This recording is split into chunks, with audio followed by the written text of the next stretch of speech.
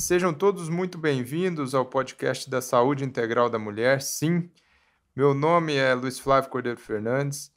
Eu recebo neste programa pessoas que são ícones ilustres e que tiveram algum papel na formação e na criação do conhecimento, no conhecimento médico e de eventuais instrumentos diagnósticos que possam ter feito uma grande diferença no diagnóstico de doenças ou do porvir da atenção médica.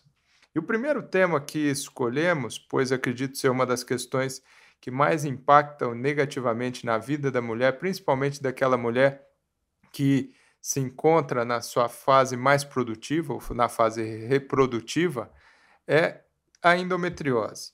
E a endometriose tem algumas nuances que alteram sobremaneira a qualidade de vida da mulher, alteram eventualmente a fertilidade da mulher e algumas vezes ela pode ser assintomática e o seu simples diagnóstico altera eventualmente a autoestima e a parte emocional das mulheres.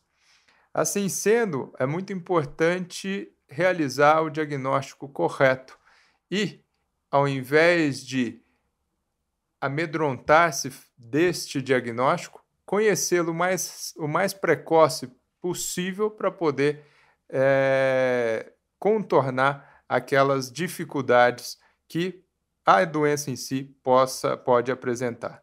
E nesse contexto, então, o nosso convidado de hoje é um privilégio tê-lo aqui, é o Dr. Manuel Orlando Gonçalves, que é radiologista formado na Faculdade de Medicina da Universidade de São Paulo, onde ele fez a sua residência, e eu diria que é o pioneiro mundial no desenvolvimento daquilo que hoje é considerado o padrão ouro de imagem no diagnóstico e mapeamento da endometriose, que é a ultrassonografia especializada. Meu querido Manuel, muito obrigado por estar aqui, ter esse tempo para a gente conversar um pouquinho, que eu acho que essa informação pode ser de muita valia para aquelas que são portadoras da endometriose e veem nisso um fantasma muito grande, e aquelas que conhecem alguém que tem e que, porventura, tem um medo muito grande deste nome. Muito obrigado por estar aqui, meu querido Manuel. Bom, Luiz Flávio, sempre é um prazer poder falar sobre esse tema que a gente, que nós dois e muitos brasileiros, até médicos, se dedicam a diagnosticar e tratar, né? E acho que, apesar de termos evoluído muito nos últimos anos, certamente, isso nas grandes capitais, principalmente em São Paulo, Rio de Janeiro, ainda existe um espaço enorme de necessidade de diagnóstico e tratamento mais adequado para os pacientes, principalmente uma doença tão complexa, né, de tantas faces, tantas variantes e com tantas consequências clínicas. Então, sempre é um prazer estar com você, que nosso amigo há tantos anos e um profissional extremamente dedicado a isso, e vamos tentar esclarecer um pouco sobre, principalmente, o diagnóstico.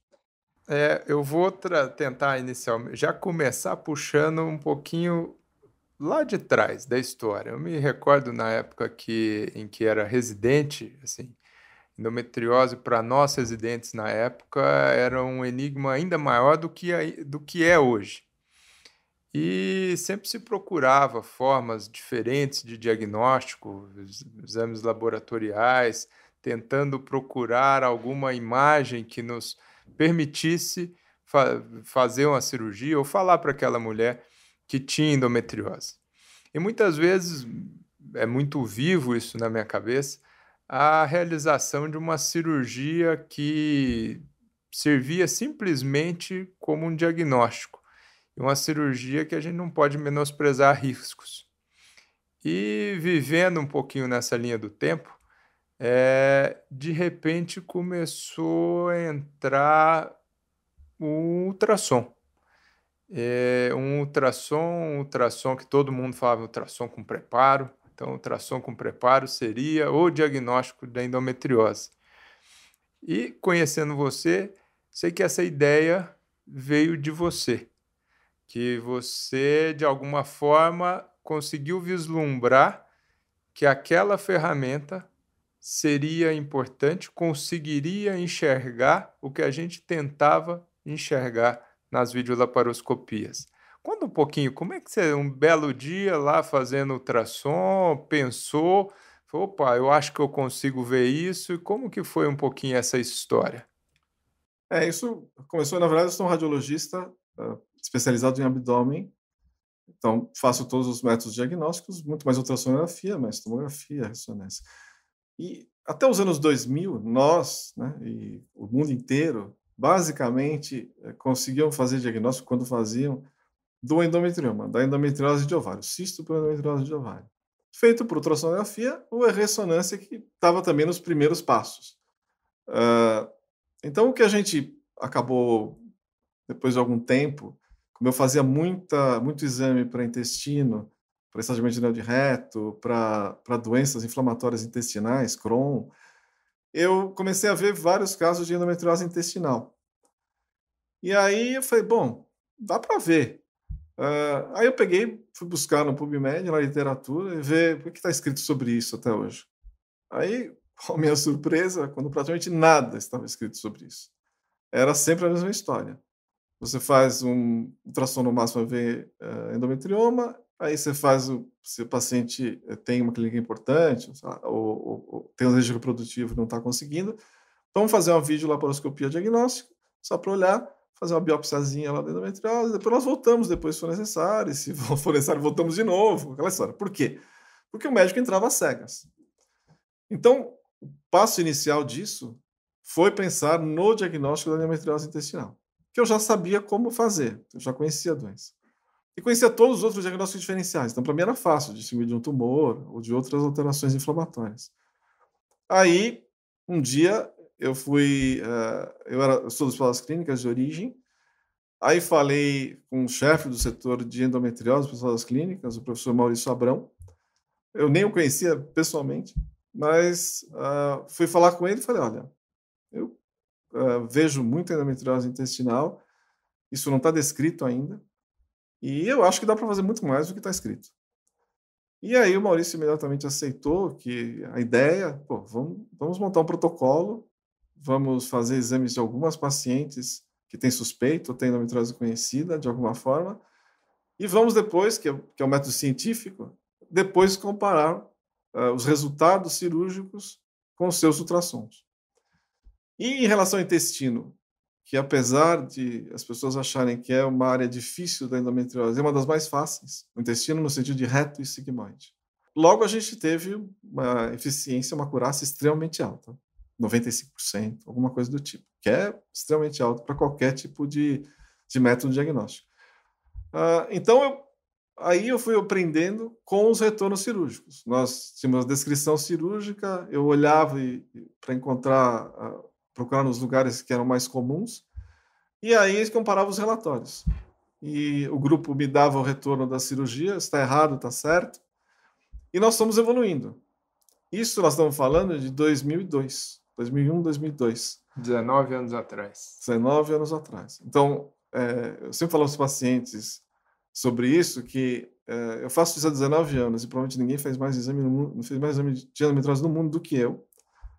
Tô velhinho, já tô com 65. Experiente, maduro, mano, simplesmente isso. De médicos às vezes falam isso, que fica mais experiente com o tempo.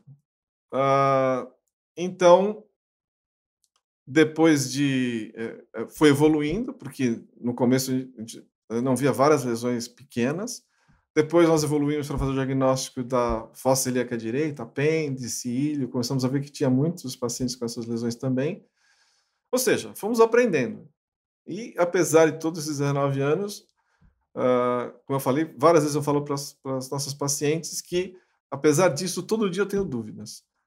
Se em lesões pequenas, principalmente. Quem não tem dúvida não evolui, né, Manuel? Quem é seguro de si, acha que sabe tudo, não pode dar o passo para frente, né? A dúvida engrandece, não? Não, sem dúvida. Você só progride realmente tendo a dúvida, questionando. E eu, felizmente, também sempre trabalhei em serviços, hospitais clínicas e fora dos hospitais clínicas, com muitos médicos jovens radiologistas. Então, sempre foram um estímulo para mim, né? Aquela história de que, isso aqui ainda não vejo, aí, de repente, alguém via alguma coisa em algum método e tal, a gente conversava, ou os colegas dava um retorno que, olha, isso aqui não foi exatamente o que você falou. Então foi progredindo, progredindo, progredindo. Hoje a gente tem resultados, acho que meio incríveis, assim, em termos de diagnóstico, porque se falar de endometriose profunda, que seria a endometriose mais importante no sentido clínico, e na ovariana, hoje nós, tipo, em cada 100 pacientes que a gente faz diagnóstico que tem endometriose de ovário ou intestinal, nós fazemos diagnósticos em pelo menos 95% das pacientes. Então é um índice muito alto. Quantas pacientes deixaram de fazer cirurgia pela simples videolaparoscopia diagnóstica? Quantas complicações foram evitadas, né? Quantos procedimentos desnecessários você conseguiu evitar, mano? Parabéns. Obrigado. Mais do que um monte de cirurgião. E isso, a grande mudança foi essa questão teoricamente não precisa mais da videolaparoscopia diagnóstica, porque a gente pode fazer por ultrassom ou por ressonância o diagnóstico prévio. E existia uma lenda, né, que na verdade hoje a gente acha que não é verdade, né, vocês me ensinaram isso, que existia uma lenda de que a endometriose volta. Não que ela não possa voltar, né? Sabemos que tudo pode. É uma doença provavelmente de origem genética e a mulher tem um potencial para ter endometriose. Mas depois a gente acabou vendo, né, com vocês, que se você tirar completamente a lesão, a chance dela retornar para uma nova cirurgia, ou seja, aparecer focos, né, ou ficarem focos residuais, é muito menor. Então começou a diminuir tremendamente, as cirurgias começaram a melhorar. Sem dúvida. E aí o resultado final é melhor. Então, você acabou quase com a videodiagnóstica e diminuiu muito as recirurgias porque ficavam lesões. Então, Sim. esse foi o grande progresso, vamos dizer. Além de fazer o diagnóstico mais precoce, eventualmente. Vou aproveitar esse gancho, não seria esse momento que eu ia falar sobre isso, ou eventualmente nem me veio à cabeça antes. Mas muito se fala que endometriose não tem cura. Eu não sei se eu concordo com isso. Porque eu vejo que uma doença que está presente, eventualmente, se ela foi erradicada e ela não voltar, para mim, não deixa de ser uma cura. Não quer dizer que não se tenha toda a predisposição para um retorno. Você que, hoje, por toda a sua bagagem, sua experiência, o número de exames que você já fez, pós-operatório, pós-operatório de 1 ano, 2 anos, 3 anos, 4 anos, 5 anos, e viu, aproveitando isso que você disse, que quando é tirada por completo, não tem essa recidiva tão alta. Você acha que endometriose não tem cura? Não precisa concordar comigo, Manuel, pelo amor de Deus. O ponto é, se existem mulheres que operam, e também depois a gente fala sobre se realmente precisa operar todo mundo, porque também não é uma verdade, mas que operam. Se não existem mulheres, então, que operam e que não apresentam mais a doença no futuro? Então, o que a gente acabou vendo com o tempo, com a melhora da técnica cirúrgica, e a melhora do nosso diagnóstico também, porque a gente, né, como eu falei, a gente progrediu tremendamente nesse período. Ou seja, de uma certa forma, progredimos os dois lados, o diagnóstico e o tratamento. Então, se a gente considerar hoje, por exemplo, que estágio nós estamos, eu acho que uma parte das pacientes é curada. Quando você fala de, por exemplo, alguns locais, é para a gente ter certeza que está curada. Então, por exemplo, intestino. Todo mundo tem um medo danado e tal, não sei o quê. Se você tirar o foco intestinal... Porque na minha cabeça, não sei nem se você vai concordar também, voltamos ao contrário. Na minha cabeça, eu acho que o fator genético é o mais importante, tem os outros fatores que ficam acoplados a isso. A paciente, na verdade, tem meio um mapa genético. Então, tem paciente que não tem ovário, nunca vai ter endometriose ovário. Tem paciente que nunca vai ter endometriose do intestino. Então, depende do lugar, vai haver maior ou menor facilidade de retorno da doença. Então, vamos citar um exemplo que todo mundo tem medo. Intestino. Se você retirar a lesão inteira... A chance de retorno é zero. Naquele lugar é zero e não vai aparecer outro foco em outro lugar. Ou seja, você pegar reto sigmoide, que é o segmento mais comprometido. Tirou uma lesão de reto e não tinha realmente nenhuma lesão outra de sigmoide, por exemplo, nem no exame, nem na cirurgia. Essa paciente, na minha cabeça, nunca mais terá endometriose de reto sigmoide. Apêndice é mais simples, né? Tem endometriose do apêndice. Você tirou o apêndice, obviamente não vai ter mais o apêndice. Não tem dois apêndices, felizmente, né? Mas, ou seja, em outros lugares também. Então, você tirou a lesão de vagina, completamente, uma lesão profunda. Tem essa vantagem do método diagnóstico. Hoje a gente ainda participou de um congresso agora recentemente com você, né? Operando. E quando eu falei com você, já falei, olha, a vagina vai ter que abrir, porque a lesão é muito profunda, vai até a mucosa. Sem dúvida. Então, vocês já entraram sabendo que vai ter que abrir a vagina, fazer uma retirada de um nódulo do intestino. E não só isso, você me permitiu conversar com ela que isso seria feito, o que é fantástico. Tem essa questão, essa paciente que nós estamos falando especificamente, ela não tinha alto risco cirúrgico nem pós-operatório. Mas algumas pacientes você tem que fazer procedimentos grandes, que o risco até é maior, né? Claro que o risco vai variar conforme a experiência da equipe, Sem né? dúvida. Vocês que têm muita experiência, o risco é muito menor, mas todos estão sujeitos a risco. Principalmente se a complexidade da cirurgia for muito grande, né? Envolver grandes segmentos intestinais, lugares difíceis, ou comprometer raízes nervosas importantes, né? Sem dúvida. E, Manuel, qual que foi o grande pulo do gato, assim? Por que você viu lá atrás endometriose no intestino e outro que fazia ultrassom, porque você partiu de um ultrassom, não via? Aí muito se fala, e a gente prescreve isso, tem a orientação de vocês do preparo intestinal, e aí muitas vezes ficou só o estímulo, só fazer o preparo intestinal que vai permitir com que se veja. Eu acho que não é nem tanto ao céu, nem tanto à terra, mas por que você viu, qual que era seu olho que o outro lá atrás não conseguiu ter a mesma perspicácia que você? Eu sou muito ruim para várias coisas, mas em relação a exames diagnósticos e procurar novidades ou procurar novas alternativas, eu fiz muito isso na minha vida. Então as pessoas me conhecem hoje pela endometriose, mas eu há 30 anos atrás, eu tinha a melhor estatística mundial de apendicite, por exemplo. Que nem sempre é simples, né? Não. Na verdade, quando eu fazia diagnóstico de apendicite, praticamente tinha mais uma pessoa no Brasil, um colega super respeitado do ABC, que também se dedicava a isso e era muito bom em apendicite, por exemplo. Então, depois eu fiz todos os casos de Crohn do Hospital das Clínicas, que é uma doença inflamatória. Ou seja, intestino, para mim, eu conheço do início ao fim e conheço todas as patologias. Então, eu já conhecia as outras patologias, eu falei, isso aqui é diferente. Isso aqui é uma endometriose. Então, para mim, foi muito mais fácil. Mas outro viria e ficaria na dúvida, porque a impressão que nós temos, assim, é que alguns nem veem, né? Então não teria nem a dúvida de saber se é Crohn, se é tumor, se é endometriose. Qual que foi o pulo do gato da... É que é aquela história, como eu conhecia todas as outras patologias, e a endometriose, diferente das outras patologias intestinais, por exemplo, citando o intestino, a endometriose começa de fora para dentro. E praticamente não tem quase nenhuma outra doença que comece de fora para dentro no intestino. Então, como eu conhecia todas as outras doenças praticamente, falei, bom, essa doença é diferente, e é claro que eu comecei a ver que essas pacientes eram operadas e era endometriose. E a questão é que isso não estava descrito claramente na literatura. Não eram radiologistas, normalmente, que tinham feito um outro trabalho inicial. Então, a gente viu, bom, isso aqui é endometriose. E endometriose, felizmente, tem um aspecto bem típico, principalmente no intestino. Então, praticamente não tinha diagnóstico diferencial. Para mim, assim, as pessoas, às vezes, é o medo que a maior parte das pessoas que fazem diagnóstico tem, mas, na verdade, é o mais fácil da endometriose. Uma lesão grandinha, de médio porte, né, médio tamanho ou grande, muito fácil, depois que você treina um pouco. O primeiro passo, para mim, até não foi tão difícil em relação ao intestino, mas foi difícil para o resto, né? Não foi nem um pouco fácil. Não é fácil. Continua não sendo fácil, várias vezes. Continua não sendo fácil. Porque nós começamos com lesões grandes, hoje estamos fazendo diagnóstico de lesões de 1 milímetro, 2 milímetros. E qual é a vantagem? O que é que ocorre depois? O que ocorreu depois?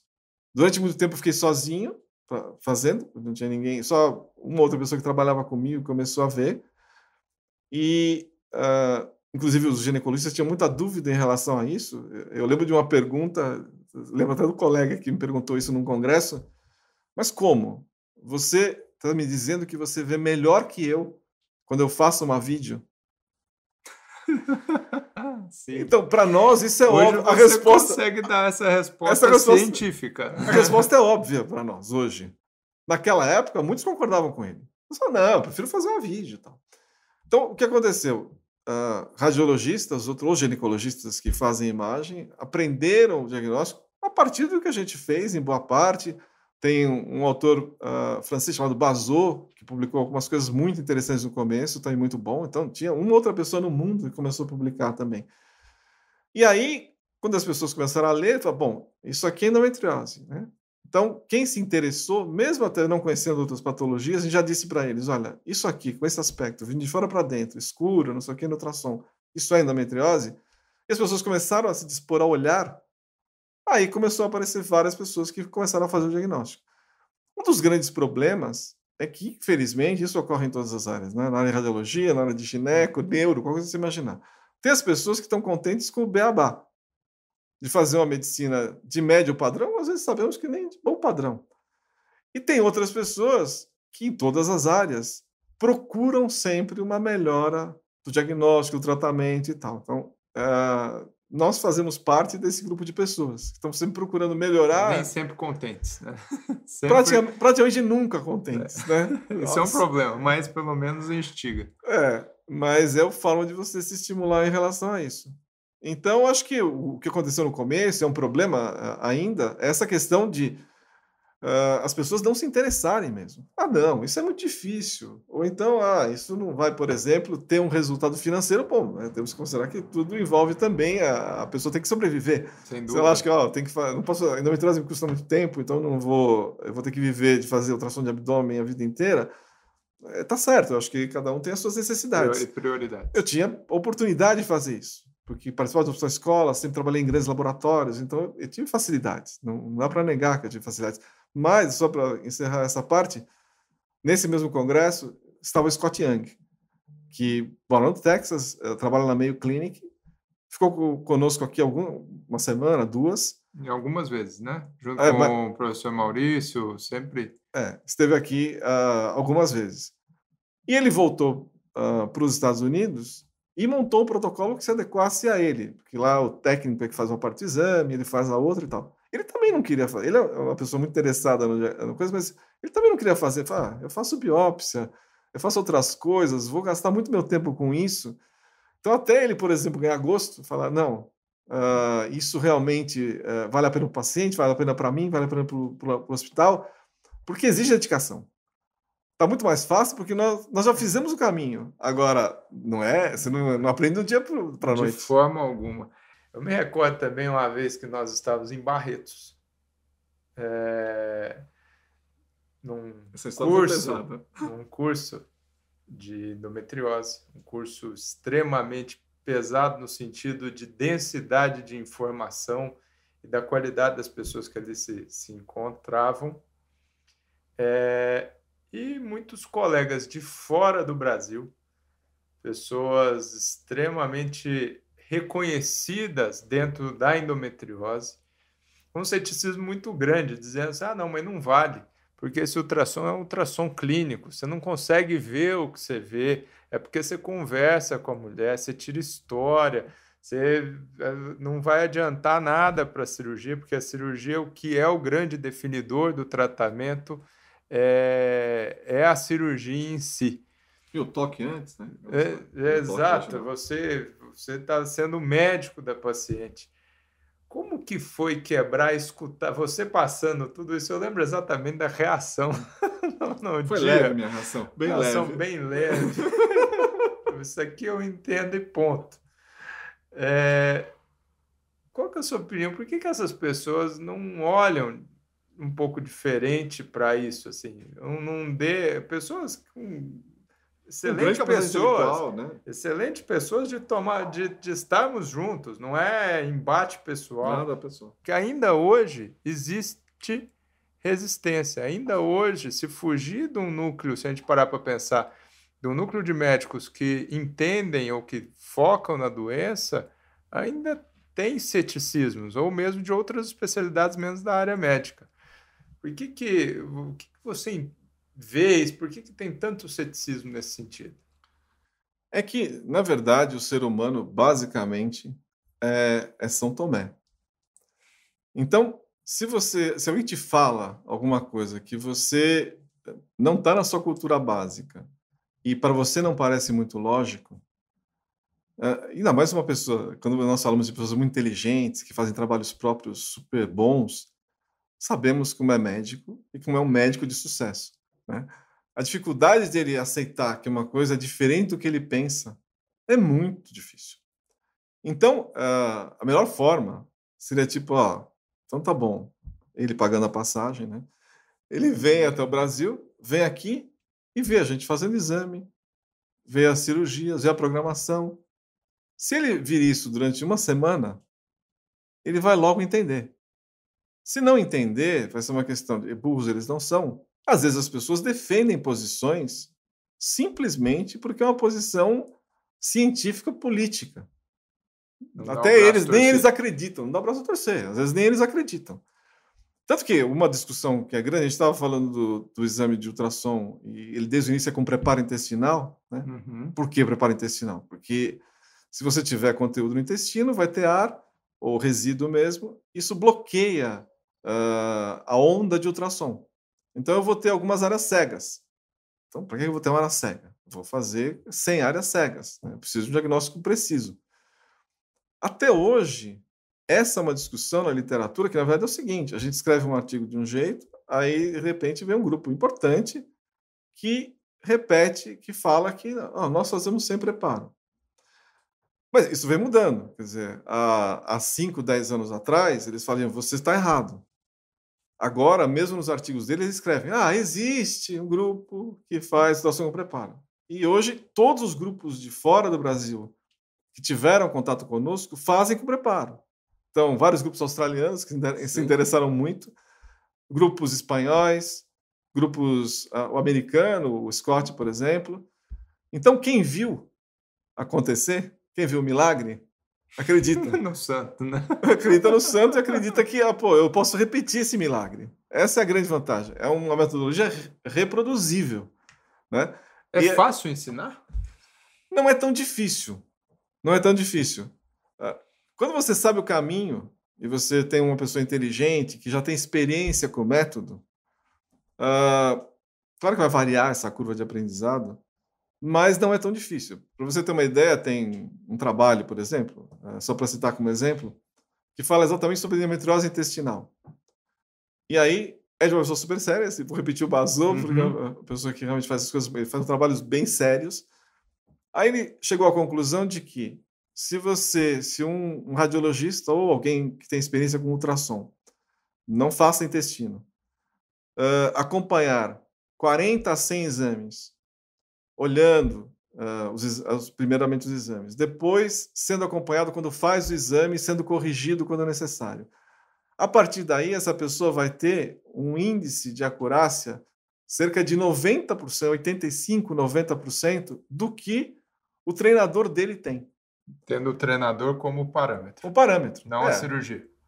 Mas é que um treinador experiente chega quase 100. Né? Quase 100. O primeiro trabalho seu com o Maurício foi 98, né? É isso. Todas as estatísticas de intestino são 97, 98 e 100% de especificidade. Ou seja, a gente nunca disse que era endometriose e não era. Por quê? Porque a endometriose tem uma cara, tem um aspecto específico. Quando você aprende qual é o aspecto dele, você nunca vai dizer que um tumor, por exemplo, é endometriose. Então, basicamente é isso. É uma dificuldade das pessoas crerem e, às vezes, tem uma posição política, científica, que fala contra. Pensando nessa reprodução da técnica, você comentou aí dos benefícios do preparo intestinal para reduzir conteúdo e permitir a visualização, não ter áreas cegas. Entretanto, muitas vezes assim, as pacientes ainda têm uma certa resistência por alguns motivos. Primeiro, é um exame que demanda tempo de vocês. Vocês, assim, vocês facilitam o nosso trabalho, porque eu falo, depois que você fizer a ultrassom com ele, você me fala se estou errado ou não. Então, aí vem a diferença. Mas porque quando a gente fala assim, vou fazer um ultrassom. Mas ultrassom é muito diferente. E a ultrassom não é só o preparo que é a diferença. Por que os ultrassons que a gente recebe ou pede em rotina, muitas vezes nem se atenta para a doença? Muitas vezes eu fico muito feliz, assim, tem algumas pessoas lá de Uberaba que têm mandado os ultrassons suspeitando. E fico orgulhoso, primeiro por ser de lá, obviamente, e que a atenção está diferente. Mas na minha cabeça, você me fala se eu estou errado, obviamente, talvez seria mais possível das pessoas pelo menos se atentarem, porque já tiveram situações de, no mesmo tempo, ultrassom transvaginal que foi feito e ultrassom com olhar, então vou dizer especializado para endometriose, dá resultados extremamente diversos, um normal e o outro cheio de doença. Por que não se vê aqui? Então, a questão, vamos considerar, Brasil, cada lugar, cada cidade, cada país vai ter uma condição diferente. Tanto de equipamento que não faz tanta diferença, mas seja um equipamento muito ruim, vai fazer alguma diferença, quanto de tempo para você fazer o exame.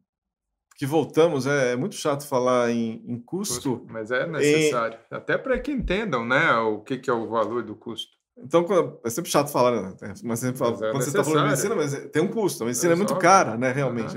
No Brasil é até barato, você comprar com os Estados Unidos é um absurdo. Então, as pessoas que fazem exame, assim, uma boa parte não tem interesse. Toca a vidinha dela, tal, não sei o quê, e faz um bom exame de outras coisas e não vai nem olhar se o paciente tem endometriose. E também um outro fator que interfere é que, na maior parte dos serviços do Brasil, vou falar com o Brasil de média, os serviços atendem pelos convênios e no ultrassom de rotina, o médico que faz o exame, o serviço também, quer dizer, o serviço que faz que monta o equipamento e tal, vai ter um retorno financeiro muito baixo. Então, os serviços, para conseguir tornar rentável, eles reduzem o tempo de exame. Então, a maior parte das pessoas ou não conhece, nem sabe o que é endometriose. Como diria o ISO, quem não sabe o que procura, quando acha, não encontra. Exatamente. Ou não tem interesse, ou não conhecem a doença, ou é isso, não vou tocar rápido, depois eu vou ter que ficar explicando para paciente, ou vou ter que levantar uma lebre, se eu estiver errado, né?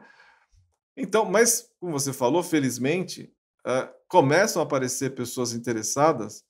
Tem até um colega, um tempo atrás, você falou de uma coisa que traz um contentamento para a gente, um colega de Poços de Caldas. Ele está numa cidade pequenininha, é um cara, né, com você, né, do interior, você já virou um metropolitano. Mas orgulhoso do Berá, bairrista. Bairrista, apesar de bairrista. Esse nosso colega não, ele continua sendo... comendo queijo em Poços de Caldas. É isso, o negócio dele é morrer em Poços de Caldas comendo queijo. Mas ele se interessou, viu as aulas, chegou a vir comigo uma outra vez para ver rapidamente algum exame. Mas, basicamente, ele estudou e começou a fazer na cidade dele lá. E ele tinha resultados muito bons. Uma cidade pequena e tal. Por quê? Porque essa pessoa tinha interesse, ele tinha vontade de aprender, ele queria fazer coisas melhores. Que dá uma satisfação pessoal e, obviamente, traz um retorno para o paciente, né? E aí você tem um retorno duplo, né? Você faz um diagnóstico que deixa alguém feliz. O paciente, principalmente, que é o mais importante na nossa cadeia, certamente. E o médico que atendeu, quando ele também tem interesse, o ginecologista também tem interesse em tratar a paciente. Então todos ficam felizes porque, olha, temos um caminho. Descobrimos alguma coisa que pode resolver ou a sua dor, ou podemos tratar a sua dor ou a sua infertilidade. Então, isso cada vez é mais comum. Então, em São Paulo, que eu era sozinho durante, 10 anos praticamente, vou chutar um número, devemos ter, fazendo ultrassom para endometriose, deve ter 1.000 pessoas, sei lá quantas. Fazendo razoável, fazendo um padrão bem razoável, deve ter talvez 50 pessoas em São Paulo, na cidade de São Paulo. Talvez, estou chutando um número. Quando você vai alto padrão, tipo, fazer diagnóstico superficial, fazer diagnóstico, errar muito pouco, né? Errar 3 casos, um caso em 100, aí você vai ter um número muito menor. Mas nisso, você já teve um benefício para um número de pacientes brutal, gigantesco, né? Gigantesco. Para o médico, o tratamento dela encurtou o tempo de diagnóstico, encurtou o tratamento dela e certamente trouxe resultados benéficos para a paciente, né? Então, isso está acontecendo. É muito devagar? É muito devagar. Nós fazemos, vamos dizer assim, o que podemos. né? A gente já treinamos médicos no nosso hospital escola de base, que era o Hospital das Clínicas, já treinamos do Pérola Byton, já treinamos serviços públicos, já treinamos Fora do Brasil? Fora do Brasil, já treinamos pessoas do Brasil aqui e fora.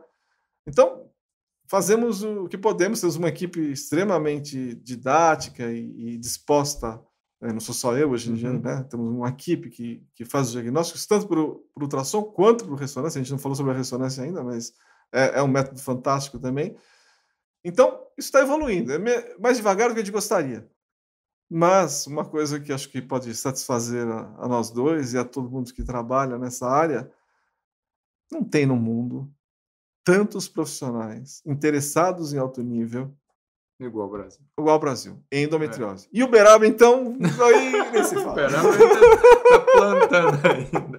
Mas é interessante porque, assim, tenho visto alguns laudos de lá, obviamente, vindo para cá, mas ainda, obviamente, quando a gente vai planejar ou um acompanhamento, assim, não, optamos por não operar, mas a gente quer saber se aquela lesão vai crescer ou não vai crescer, então tem um momento zero.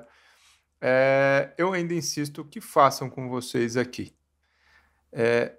E a minha justificativa para isso, para as pacientes, muitas vezes é difícil compreender, e eu entendo a dificuldade de compreender. Poxa, se eu fiz o exame, vou repetir, aí vai lá e quando dá igual, fico feliz.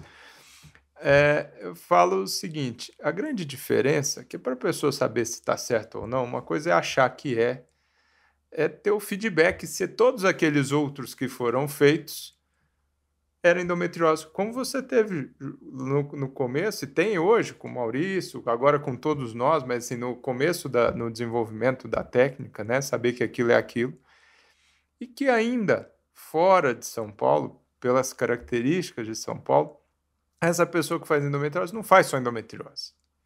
Então, uma pergunta que eu te faço, de hoje, dos exames que você faz numa semana, pensando em radiologia, todos os exames que porventura você faz, qual seria a porcentagem de endometriose, que é encaminhado para você para endometriose? Então, na verdade, devido à idade, novamente, Não, eu não trabalho tantos períodos. Mas, assim, nos períodos que eu trabalho, minha agenda é totalmente ocupada por endometriose, por pacientes com suspeita de endometriose.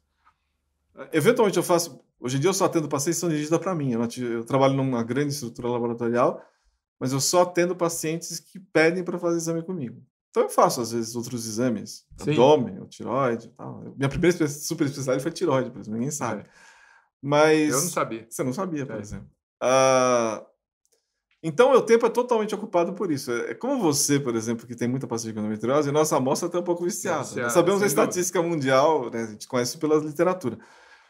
Então, na minha experiência, são muitos casos. Agora, eu faço pacientes que não vêm para endometriose, por exemplo. E como eu sempre olho, me pedem ultrassom transvaginal com Doppler, sei lá, para rotina ou para ver um específico. Um médico que me encaminha ou uma paciente que já faz exame comigo. Uma pessoa de paciente de caminhada nova, várias vezes. Eu vou lá, mesmo o médico que já tem alguma experiência, mas não um especialista, mas que já tem alguma experiência, me pede até exames para endometriose várias vezes. Às vezes ele me pede, esse aqui é de rotina, vamos fazer sem preparo e tal. Várias vezes. Eu vou lá, vou fazer o exame e tem lesão. Então, na verdade, a gente só consegue saber. É claro que, para quem é clínico da área, né, clínico eu estou chamando de ginecologista, cirurgião ou não cirurgião, nós sabemos que algumas perguntas e um bom exame físico vão fazer diagnóstico não é de certeza, mas de muita probabilidade, de 70%, 80%. Né? Mas o ginecologista geral vai só valorizar, mesmo que é interessado, que procura conhecer toda a clínica da paciente, ele vai pedir num grupo específico. E esse ginecologista vai deixar passar um monte de pacientes que também têm endometriose, principalmente as mais jovens, porque uma das questões que você mesmo enfrenta no dia a dia é que depois que apareceu a pílula, né, e é uma das coisas que vai diminuir a queixa, o processo inflamatório da endometriose, portanto a queixa das pacientes, os sintomas, depois que apareceu a pílula, o número de pacientes se queixando até os 30 anos, 35, porque agora elas tentam engravidar tentam, quer dizer, por causa da vida moderna, não sei o quê, acabam tendo tempo para engravidar ou pensando nisso após os 30 anos, 35 às vezes. Então, ficam muitas pacientes realmente subclínicas durante um período enorme da vida. Então, tem uma parte, às vezes, do que o ginecologista não pensou, o clínico, né, ou o prócto. Um prócto tem uma dor, a paciente tem uma dor, evacuar. Não relaciona ao ciclo menstrual, não pensa na doença. Quando você não pensa na doença, você não vai lembrar dela. Então, eu já vi, por exemplo, vários proctologistas hoje. Não, peraí, você não tem uma doença intestinal, você faz uma colonoscopia, a colonoscopia não vê endometriose bem, de forma nenhuma, muitas vezes não vê, uma parte das vezes não vê. Aí fala, eu acho que a sua doença é ginecológica e manda para um colega especialista da área. Então, agora nós começamos a ver também outros especialistas que pensam na endometriose também e aí mandam, encaminham. Neurologista ou ortopedista. Pô, tem uma dor ciática, uma dor lombar, não sei o quê. Isso, tem alguns, já tem vários. Isso aqui não é, eu acho que não é ortopédico, porque tem essa questão, é só você pensar o que você falou. É cíclico. É cíclico. Tem relação com o período pré-menstrual, menstrual?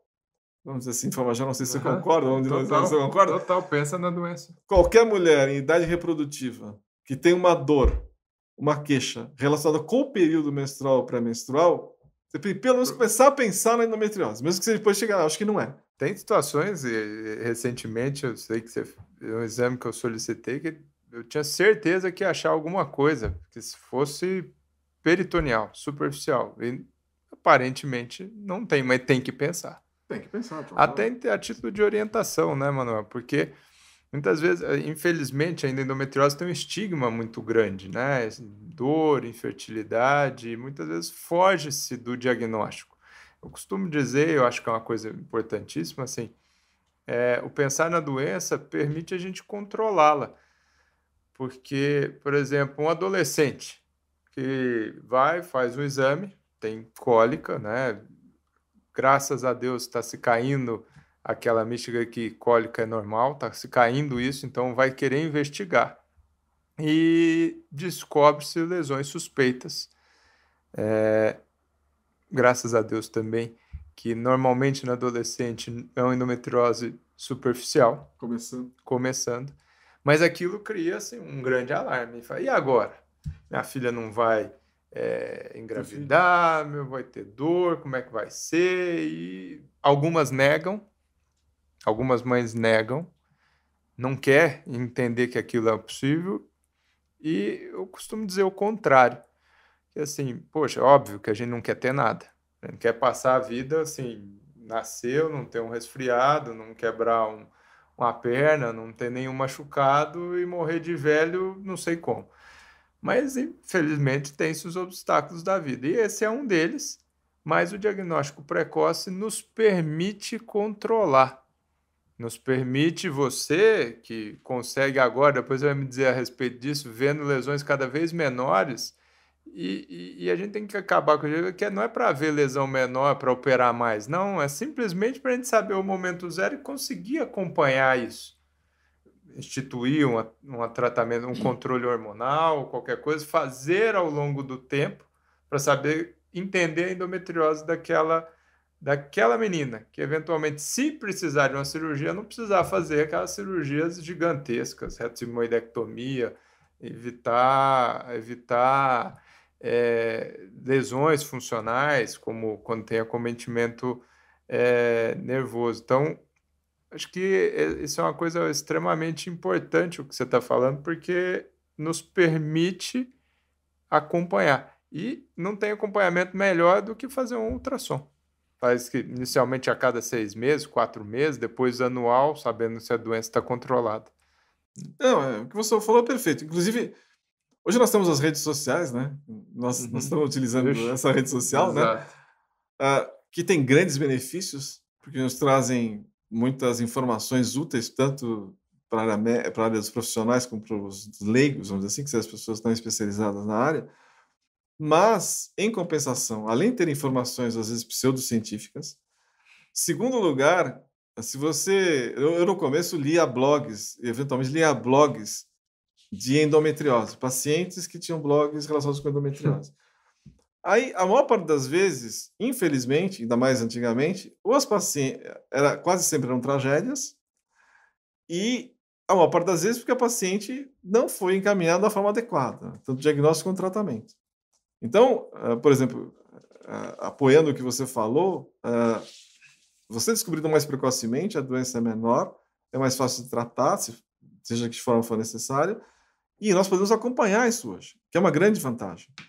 Então, e se você for na rede simplesmente não informada, se você for na rede leiga, ou às vezes até alguns sites médicos, vai ter informações erradas e as pacientes em geral, é claro, por uma angústia que é natural, descarregam quando tem problemas. Não resolveu o meu problema. Quem vai falar, quem escreve que paciente escreve na internet normalmente sobre endometriose?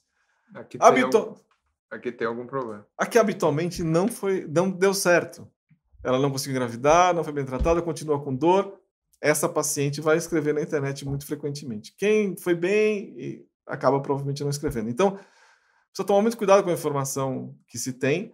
E segundo, como todas as doenças praticamente, o diagnóstico precoce é a melhor forma de você conviver com a doença. Não adianta ter medo dela. Conviver com a doença, exatamente. Conviver com a doença. Não dá para a gente impedir a formação dela ainda, né? Quem sabe no futuro. Mas aprender a conviver com a doença sem que ela seja, eu costumo dizer isso aqui para as pacientes, principalmente as jovens, e recentemente eu recebi uma mensagem de uma moça que eu atendi no ano passado, um adolescente, final da adolescência, com um diagnóstico, suspeito de diagnóstico de endometriose superficial. Naquele momento, criou-se um certo alvoroço. Eu expliquei a ela e falei, vamos acompanhar, então daqui a um tempo a gente repete, mesmo que a gente antecipe esse tempo, só para dar uma segurança, só para dar segurança.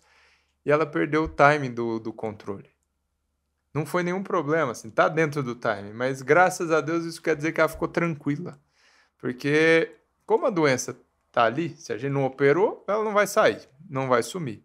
Mas a gente tem que tomar cuidado para ela também não ser a protagonista da vida dessas mulheres. É como uma outra coisa qualquer, a gente vai olhar para isso de vez em quando, tentar impedir que ela fique grande demais, mas nos permite esse acompanhamento. Porque, como eu digo a elas também, é muito raro de um controle para o outro, se ele não for extremamente espaçado, sair do nada para uma endometriose profunda, comprometendo o reto, ou um bloqueio completo de fundo de saco posterior. É muito raro essa evolução. Esse é um benefício que a doença nos dá, né? Você vai falar com uma coisa boa que a endometriose tem, uma das poucas, que ela é muito ruim, é que ela é de evolução lenta. Exatamente. A maior parte das vezes. O que nos permite o controle. Nos permite o controle evolutivo. Na maior parte dos casos. Muitas vezes chegam algumas pacientes com uma ressonância, e a ressonância a gente vê que eu vou te perguntar do papel dela, mas muitas vezes superestima ou eventualmente subestima a doença. E aí eu viro para ela, principalmente aquelas que a gente não consegue discutir com vocês a imagem, porque vem aquelas imagens impressas e aquilo lá é simplesmente uma certificação, mas não é a forma como ser laudado, né? E nem sempre o exame está bom, tecnicamente. E aí a gente chega, mesmo um exame bom, a gente chega e fala assim, mas agora eu quero que você faça um ultrassom. E obviamente que para a mítica da sociedade, a lógica, assim, ressonância é o que há, teoricamente seria o que há de mais moderno, máquina grande, sofisticada, e de repente você volta para o ultrassom que para ela, se não entender, é a mesma máquina de ultrassom que ela faz os ultrassons rotineiros. Qual que é a diferença? Fala para nós, o que é a diferença do ultrassom para a ressonância? Onde eles se equivalem e onde teria benefício de uma em detrimento de outro, tanto o ultrassom e a ressonância? Bom, assim como a cirurgia é uma cirurgia especializada, o diagnóstico tem que ser especializado. Então, o primeiro passo é o seguinte, não adianta eu fiz uma ressonância ou eu fiz um ultrassom com preparo. Primeiro, onde você fez? Que profissional, não é só onde fez. Que profissional fez o seu exame? Né? Alguns laboratórios mesmo importantes, às vezes tem 50, 60 pessoas fazendo exame para endometriose. Não tem jeito, porque você, inclusive, precisa de casuística para melhorar. Então, eles não vão ter casuística suficiente. Então, a primeira coisa, o primeiro passo é esse. Porque hoje em dia tem protocolos bem definidos, e o Brasil normalmente é líder nisso, tanto de ultrassom quanto de ressonância. Nós temos protocolos muito especializados. Se eu estava em ressonância hoje, por exemplo, para se ver para endometriose, nós não fazemos contraste, né? Nunca fazemos contraste. Fazemos umas sequências muito mais curtas, dedicadas a isso, mais rápidas, dedicadas a isso. Então, os dois métodos feitos em nível A são fantásticos, dão muitas informações. Para te explicar a história do... Não existe... Com profissionais semelhantes ou com a mesma qualidade, eles vão ter muitas equivalências e algumas diferenças. Quais são onde o ultrassom, como regra, é superior? Aí nós estamos considerando pessoas que têm o mesmo nível ou mesma pessoa que conhece os dois métodos. Tipo, os radiologistas, principalmente, conhecem os dois métodos. Onde um vai ser melhor, o outro vai ser melhor. Normalmente, intestino, ultrassom é superior. Apêndice, também o intestino, também na fossa ilíaca direita, apêndice, íleo, e mesmo reto sigmoide, principalmente lesões pequenas ou múltiplas. O ultrassom vai ser melhor. E nas lesões muito pequenas, próximas do útero, atrás do útero, as chamadas essas peritoneais, como regra, o ultrassom feito a nível A vai ser superior. Onde a ressonância vai ser superior? Vai ser superior quando eu tenho uma suspeita de diafragma e ou não tenho o diagnóstico pelo ultrassom, não foi feito, eu sempre olho o diafragma, por exemplo, mas eu sei que a ressonância é superior. Então, a paciente tem uma queixa de dor no ombro, no período pré-menstrual, menstrual. Eu não vi nenhuma lesão. Teoricamente, ela está indicada, se você quiser. Quem tem fora da pelve, tem na pelve. Então, se você já vai operar e você... Bem, não tem problema para mim se for uma lesão pequena de diafragma, você não precisaria fazer um exame complementar. Se você quer, não, eu quero ficar mais tranquilo, vai que tem uma lesão mais perto da culpa, mais perto do coração lá, por exemplo, muito difícil ver no ultrassom, eu quero ver melhor o diafragma.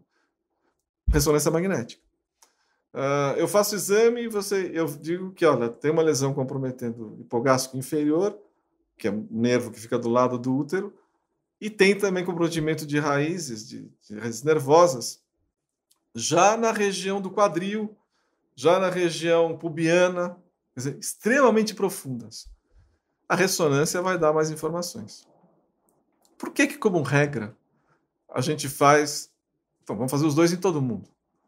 Primeiro tem um problema de tempo e de custo. Sem dúvida. E o desconforto da paciente, obviamente, que tem que colocar na equação. Né? Inclusive porque tem protocolos diferentes. Algumas pessoas fazem protocolos de ressonância que eu acho inadmissíveis. Assim, eu não acho que tem nenhum sentido. Colocar gel no reto. Eu acho que não tem nenhuma lógica. Nosso exame traz bem pouco desconforto. Só gel vaginal na ressonância. Então, tenho lesões desse tipo? Tudo bem, vou fazer uma ressonância. Agora, quantos % das pacientes vão ter lesões nesses locais? Vão ser quantos? 2%? 1%? 3%? 5% no máximo? Talvez menos até, né? Se raiz sacral... Não, raiz sacral é muito difícil. Sei lá, plexo hipogástrico inferior a gente vê no ultrassom normalmente. Mas os mais laterais. Somáticos é mais raríssimo. Muito mais raro. Mas vamos dizer um número para ser 3%, por exemplo. Então, 97% das vezes, eu vou fazer o exame mais eficiente para o paciente vai ser ultrassom. Porque a lesão intestinal é importante para vocês, obviamente. Mesmo que seja um apêndice, é importante saber. Não, sim, não, e não só o sim, não, e o mapeamento delas. E o mapeamento das lesões.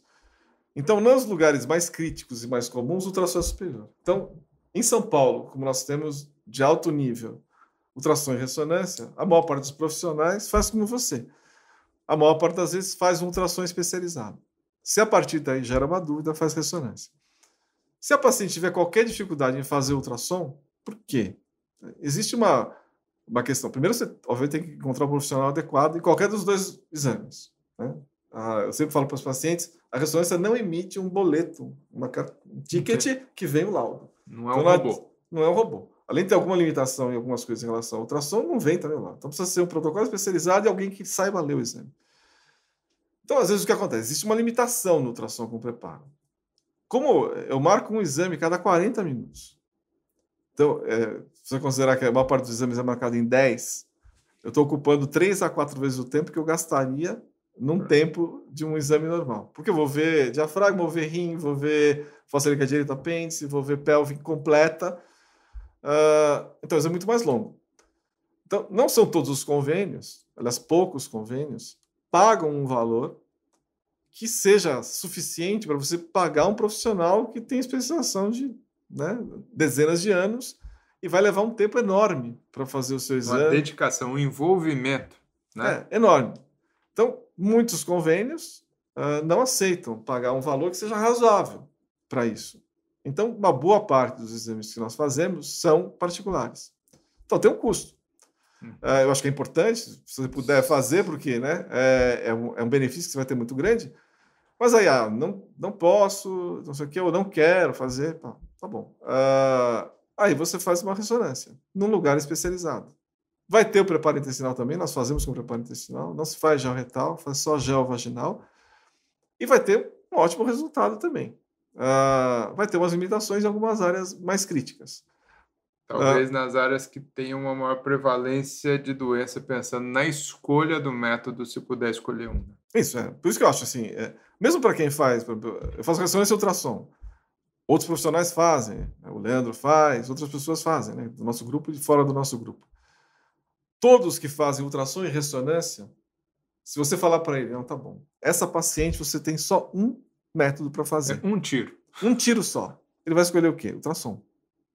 Porque eu sei que meu risco de deixar de ver uma lesão num lugar importante vai ser menor. Porque mesmo quando tem no nervo, ou vou ter a suspeita clínica muito forte, vai estar longe da minha área, mas vai ter uma suspeita muito forte. E aí você eu vou indicar, ou eu vejo que tem no trajeto de um nervo. E suspeita que está indo um pouco além daquilo. Um pouco além daquilo e fala, acho melhor, eu mesmo sugiro uma ressonância. Então, essa é a lógica disso. Isso vale para São Paulo, centros avançados de diagnóstico. Cada cidade, cada país vai ter a sua própria realidade. Então, em cada lugar, se você tiver um profissional de uma área ou outra que realmente se dedique e seja especializado, faça esse exame, seja ressonância ou ultrassom. Se você tiver os dois, normalmente é isso. O caminho mais comum é você fazer ultrassom primeiro e normalmente resolver. Eu ia contar uma historinha aqui, até para quem está escutando. Primeiro, um agradecimento, porque sempre que a gente precisa de alguém, por pacientes de fora que estão aqui, eu sei que você rebola, mas arruma um jeito de atender, entendendo toda a logística. Então, assim, obviamente, se colocando no lugar daquela paciente, tentando fazer a coisa ser a mais célere possível. Mas teve uma situação específica que eu te tinha encaminhado para fazer um ultrassom, você teve alguma dúvida, não me recordo exatamente qual, e naquele mesmo momento você já a orientou e já realizou a ressonância sem a minha solicitação. Eu não estou dizendo sem a minha solicitação, não, sem passar por cima, passando por cima de mim, não é nem esse ponto. É a questão do envolvimento em se obter a informação correta para depois, obviamente, quem é o beneficiário de tudo isso sou eu. Ela, paciente primeiro. Mas eu de poder oferecer para ela o máximo de informação possível e juntos escolher junto com ela a melhor estratégia terapêutica. E queria te agradecer também, ô Manuel, para a gente ter conseguido desenvolver uma dinâmica que permita uma informação rápida, uma logística rápida, como uma paciente do interior ou fora de São Paulo que tenha que reduzir ao máximo a sua estada em São Paulo, né, num contato prévio, numa conversa prévia, ou se alguém que já está acompanhando e a gente sabe da necessidade do exame, ou eventualmente uma que nunca veio, que a gente faça uma consulta online, de eventualmente fazer o ultrassom, você ter permitido essa logística, ter criado aí junto conosco essa logística de fazer o ultrassom para que ela venha na consulta logo na sequência, no mesmo dia, e nesse ínterim, no meio dos inúmeros exames que você realiza, passar as informações positivas para nós. Então, muitas vezes que eu falo isso para elas, E assim, mas não vai dar tempo de ter o laudo. Eu falei, não, pode ficar tranquila que o fluxograma já está criado, que aquilo que eu preciso para a tomada de decisão, a gente vai obter. Obviamente que a filigrana, o detalhe do laudo em si, para todos os esclarecimentos, fica para depois, mas eu queria te agradecer muito. Justamente nessa logística, a gente consegue, então, em 1, 2 dias que elas ficam aqui em São Paulo, a gente fazer uma avaliação completa, propor uma linha de tratamento e até de acompanhamento posterior. Muito obrigado, meu querido, muito obrigado mesmo por toda essa amizade, essa parceria, porque não tem outro interesse que não o benefício dessas pacientes que estão vindo aqui. E eu sei que isso é genuíno. Sem dúvida. É o primeiro interesse. E, Manuel, se alguém quiser te procurar, né, acho que isso é uma personalidade, acho que muito maior do que você mesmo, por tudo isso que a gente conversou desde o comecinho, da importância que o ultrassom se tornou. Eu acho que talvez nem você imaginasse, nem você, o Maurício lá atrás, Onde chegaria? imaginaria o tamanho que esse barulho criou, né? Então, uma pessoa que esteja nos escutando, fala assim, não, ele está tão lá em cima, assim, né? Lá em cima, tão inacessível. Como que a pessoa pode te achar? Como que a pessoa pode te encontrar, ir atrás para ter a segurança do exame que você realiza?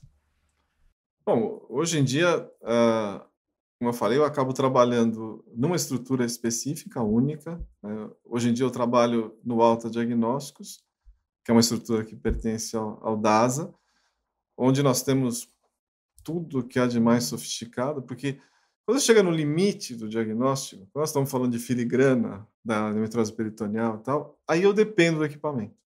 Assim, no ultrassom, assim como na ressonância. Então tem um limite. A maior parte dos diagnósticos, então quem me ouve eventualmente, nos ouve, eventualmente é médico e tem algum interesse, dá para fazer muito bem toda a parte básica, até intermediária, com quase qualquer equipamento, um equipamento de bom padrão. Para fazer exames mais sofisticados, com muito detalhe, além da experiência, você precisa um pouco de equipamento. Então, quando nós compramos novos equipamentos, nós vimos que conseguimos fazer novos diagnósticos. Por exemplo, trompa, que não era da ultrassom e da ressonância, da esterossalpingo, basicamente, e hoje nós já fazemos vários diagnósticos. Então, a estrutura para onde eu fui, estou hoje, que me propicia uma estrutura física fantástica e equipamentos fantásticos. Se estiverem novos, forem necessários, certamente eu vou ter. É o Alta Diagnósticos, que pertence ao DASA, como um braço do DASA, que é exatamente para fazer, principalmente, exames mais sofisticados, criar novas tecnologias. Nas redes sociais, voltando à questão da idade, apesar de que depois dessa conversa de hoje, eu vou fazer o seguinte, eu vou tentar e você vai ser o meu primeiro convidado. Mas até hoje eu estou meio longe das redes sociais. A Fernanda vai botar aquele espetinho assim. Você conta para ela, vai ficar orgulhosa do pai, não só pela qualidade ultrassonográfica e radiológica, mas sim da parte social. Minha filha é radiologista, certamente. Eu estou querendo deixar para ela essa parte, tanto a parte técnica quanto a parte de mídia. Trabalhar tudo isso. Ô, Manuel, eu queria te agradecer demais da conta de você ter tomado seu tempo. Obviamente que é um prazer ficar conversando contigo. Não sei se o prazer é recíproco, mas o meu é porque toda vez que a gente se conversa, vem uma historinha, vem uma coisa a mais, é sempre extremamente agradável em qualquer situação em que nos encontremos. E eu espero assim, que aquelas pessoas que porventura tenham a oportunidade de escutar isso, óbvio que também com as redes sociais a informação é tamanha que é muito. Eu acho que o propósito de tudo isso aqui, acho que vai ao encontro de a gente tentar oferecer algo de qualidade. Não quer dizer que não se tenha outros, e tem sim, mas é tão difícil separar o joio do trigo, né?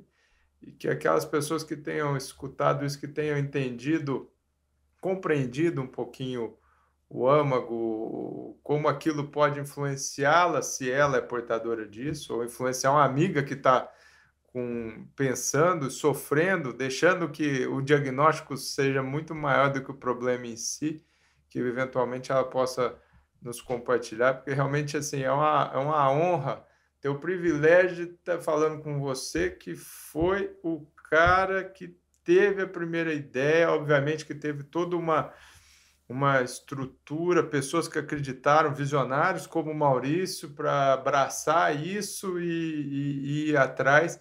Ou seja, você fez história, vocês fizeram história e conversar com a história é fantástico, é fantástico. Muito, muito, muito, muito, muito obrigado.